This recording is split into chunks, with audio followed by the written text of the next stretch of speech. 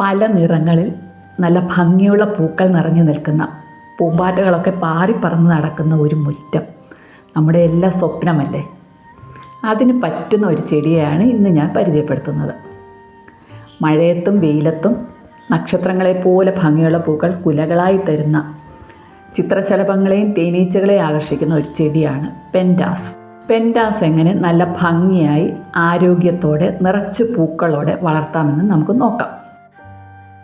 നമ്മുടെ നാട്ടിലെ മിക്കവാറും എല്ലാ നഴ്സറികളിലും പല നിറങ്ങളിലുള്ള ഹൈബ്രിഡ് പെൻറ്റാസ് തൈകൾ വാങ്ങാൻ കിട്ടും. എൻ്റെ വീടിൻ്റെ അടുത്തുള്ള ഒരു ചെറിയ നഴ്സറിയിൽ നിന്നാണ് ചെറിയ ചെടികൾ 60 രൂപയ്ക്കും കുറച്ചും കൂടി വളർന്നത് 100 രൂപയ്ക്കും ഞാൻ വാങ്ങിയത്.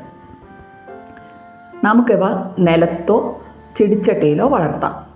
അധികം വളരാത്തത് കൊണ്ട് 10 ഇഞ്ചോ 12 ഇഞ്ചോ വലിപ്പമുള്ള ചെടിച്ചട്ടികളിൽ 2 വർഷത്തോളം നന്നായിട്ട് വളർന്നു പൂവിടും. തണ്ടുകൾ മുറിച്ച് വേരുകൾ പിടിപ്പിച്ചും പുതിയ തൈകൾ നമുക്കുണ്ടാക്കാം.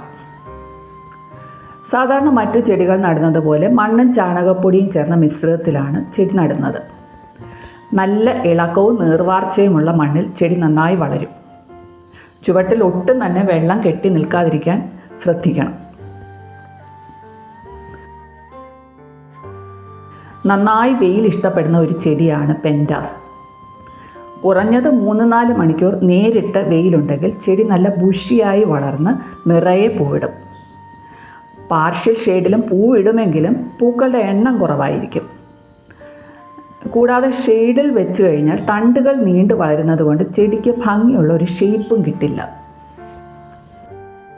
മാസത്തിലൊരിക്കൽ ചാണകപ്പൊടി ചേർത്ത് ചുവടൊന്ന് ഇളക്കി കൊടുത്താൽ ചെടിക്ക് നന്നായി വളർച്ചയുണ്ടാവുകയും പൂവിടുകയും ചെയ്യും. ചെടിയിലെ ഓരോ പൂങ്കുലയും 10-12 ദിവസത്തോളം നിൽക്കും.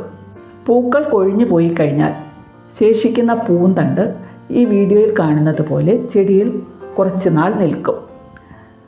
ഇത് ഉണങ്ങി കൊഴിഞ്ഞു പോകാൻ കുറച്ച് സമയമെടുക്കും. അതുകൊണ്ട് ഈ ഫ്ലവർ സ്റ്റോക്സ് മുറിച്ച് കളയണം. അതിനെയാണ് ഡെഡ് ഹെഡിങ് എന്ന് പറയുന്നത്. ഡെഡ് ഹെഡിങ് ചെയ്ത് കഴിയുമ്പോൾ 2 സൈഡിൽ നിന്നും ഉള്ള മുകുളങ്ങൾ പെട്ടെന്ന് വളർന്ന് പുതിയ പൂങ്കുലകൾ ഉണ്ടാകും. ചില തണ്ടുകൾ ഇടയ്ക്ക് നീണ്ടു വളർന്നു വരും. അങ്ങനെ വളരുന്ന തണ്ടുകൾ മുറിച്ച് കളയണം. എങ്കിലേ ചെടിയുടെ ഷേപ്പ് ഭംഗിയായി നിലനിർത്താൻ പറ്റൂ. ഇങ്ങനെ കട്ട് ചെയ്ത് മാറ്റുന്ന തണ്ടുകൾ നമുക്ക് വെള്ളത്തിൽ വേര് പിടിപ്പിച്ചോ അല്ലെങ്കിൽ പോട്ടിൽ മിക്സിൽ നേരിട്ട് നട്ടോ പുതിയ ചെടികൾ ഉണ്ടാക്കാം. ഈ വീഡിയോയിൽ കണ്ടില്ലേ, ചെടി നല്ല നിറഞ്ഞ ബുഷിയായിട്ടാണ് വളരുന്നത്. അങ്ങനെ വളരുമ്പോൾ ചെടിക്കുള്ളിലേക്ക് എയർ സർക്കുലേഷൻ കുറവായിരിക്കും.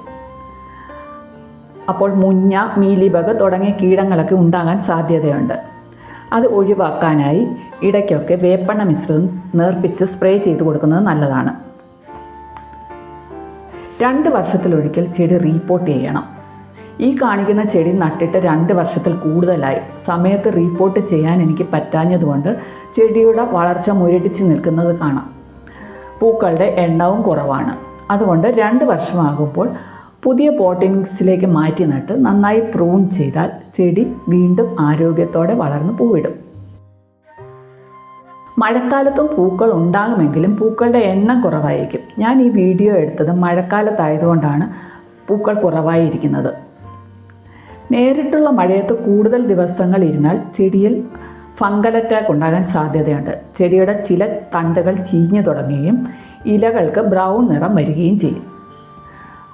ഫംഗൽ അറ്റാക്ക് ഉണ്ടായ ഭാഗങ്ങൾ മുറിച്ച് നീക്കി സാഹു പോലെ ഏതെങ്കിലും ഒരു കുമിൾനാശിനി 5 ഗ്രാം 1 ലിറ്റർ വെള്ളത്തിൽ എന്ന തോതിൽ സ്പ്രേ ചെയ്ത് ചുവട്ടിൽ ഒഴിച്ചു കൊടുക്കുന്നത് നന്നായിരിക്കും.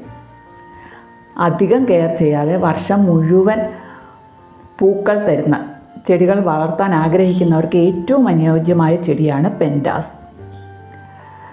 വീഡിയോ ഇഷ്ടമായെന്ന് കരുതുന്നു. നിങ്ങളുടെ അഭിപ്രായങ്ങളും നിർദ്ദേശങ്ങളും ദയവായി കമൻറ്റ് ചെയ്യുക. വീണ്ടും ഒരു വീഡിയോയുമായി വീണ്ടും കാണാം. Thanks for watching.